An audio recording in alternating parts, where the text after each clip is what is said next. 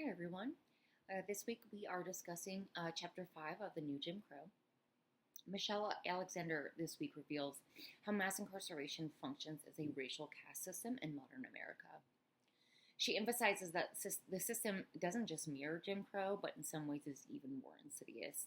The chapter begins by discussing the widespread absence of Black fathers, a topic frequently discussed by figures like Barack Obama, Bill Cosby, and Louis Farrakhan. However, Alexander points out that these discussions often ignore a crucial factor: the mass incarceration of Black men.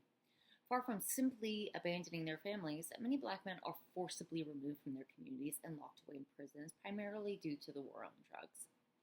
This racialized system has systematically swept large numbers of Black men into the criminal justice system, a reality rarely acknowledged in mainstream discussions of missing Black fathers. Alexander goes on to break down the entrapment of Black men into mass incarceration through three phases. First is the roundup, where police target poor communities of color through drug raids and arrests, disproportionately affecting Black and brown men. Racial profiling plays a significant role, allowing law enforcement to operate largely unchecked in these communities.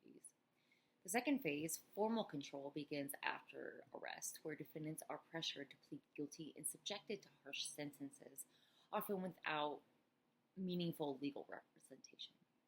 The final phase is invisible punishment that follows individuals for the rest of their lives after release.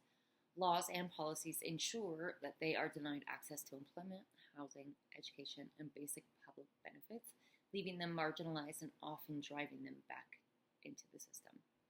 Alexander explains that even after serving their time, these individuals are branded as criminals for life, effectively barring them from fully re-entering society. Lastly, this chapter also highlights how mass incarceration perpetuates racial stigma. Blackness is equated with criminality, and this racialized perception is ingrained in the public consciousness through media and political rhetoric. The criminal justice system is portrayed as colorblind, but in reality, it is designed to disproportionately ensnare Black men. Just as Jim Crow laws once defined what it meant to be Black in America, mass incarceration now serves that same function. Black men particularly are criminalized and cast aside by society, a reality that many Americans fail to recognize because prisons, like ghettos, under Jim Crow, are largely invisible to mainstream society. Alexander calls this the new racial caste system, one that, although framed as a response to crime, is deeply rooted in racial control and segregation. Thank you so much.